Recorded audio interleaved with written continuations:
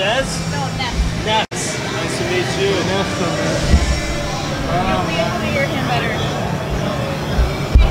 Everybody, I wanted to introduce you one half of the commentator crew for the LFA on Access TV.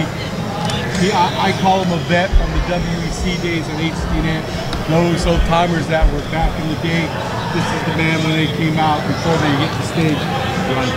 How you doing, my friend? I'm doing great, my man. When you say veteran, you know what that means? I'm freaking old. That's what I got going on for me. Hey, me. You know what? Man. 2001 was the first event I covered there. 17 years going to be on Thusrday. Let me help you with that. You know what? It was, I come back here to Fresno and I have such fond memories of the WEC. I was, you know, that goes back, our first event on HD.net back then was January 2004.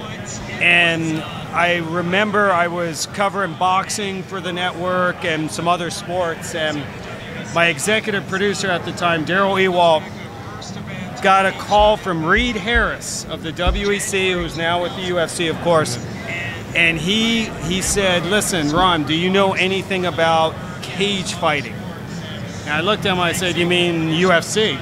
He said, no, it's different. It's cage fighting. I said, Daryl, it's the exact same thing. That's where we started on this network. The execs didn't know what it was, but Mark Cuban understood that this sport was going to explode, took a chance with broadcasting those early days, and you know, I was just blessed to be a part of those days with a great group of broadcasters. Ryan Bennett was play-by-play, God rest his soul. Jeff Blatnick, another man we've lost, Olympic, of course, gold medalist, and then the fight professor, Stephen Quadros, and I was the ring reporter. And it was fun. Yeah, back then. I know. I've been, like I said, I've been doing this for a long time, so a lot of times on the show, what we're trying to do is educate the next generation. A lot of them don't know, like the vets will go to a gym or whatever, hey, what's going on, you know, whatever, just like you. And then, so we try to educate the new viewers out there, and we talk about some of the old fights, like the Olaf and Polakowski and Doug Marshall and all these guys, you know, before they were on network TV, HD.net, true.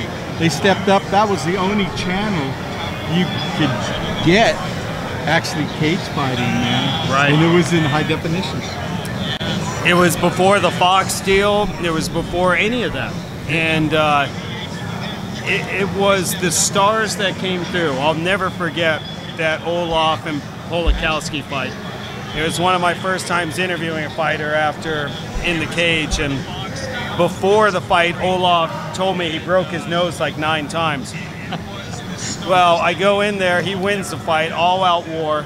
His nose is like a Z. It's bleeding on my microphone. I was like, Olaf, you told me you broke your nose 9 times. Is this 10? And he looks at the camera and he's like, straightens it out.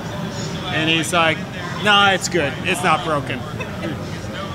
Yeah, it was, I mean, you try to explain, you know, to people some of these fights, you know, Chris Lieben, Uriah Faber. Uriah Faber, I mean, Alex Stiebling. Yep.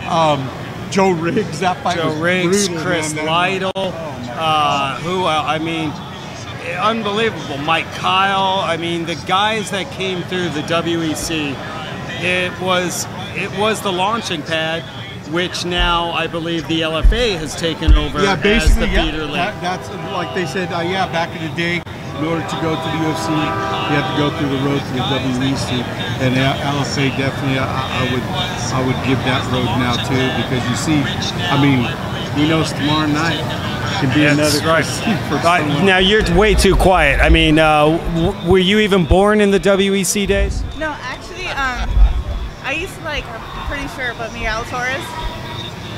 And I remember my very first Pan Am tournament, and he was actually, I believe he was coaching. So he was the first person I saw, and I was like, oh my gosh, so I actually took a picture with him. And I don't have the picture anymore, but he was the one that I loved to watch. Wow. Small guy, you know, I don't know. I just thought he was fun. But I just remember seeing him and I was all like a fangirl. It was ridiculous. And I'm in my gi and I'm getting ready to compete and he's right there and I'm like, oh my gosh. That's cool. Yeah. Well, I see the real star of the show has gotten here, and now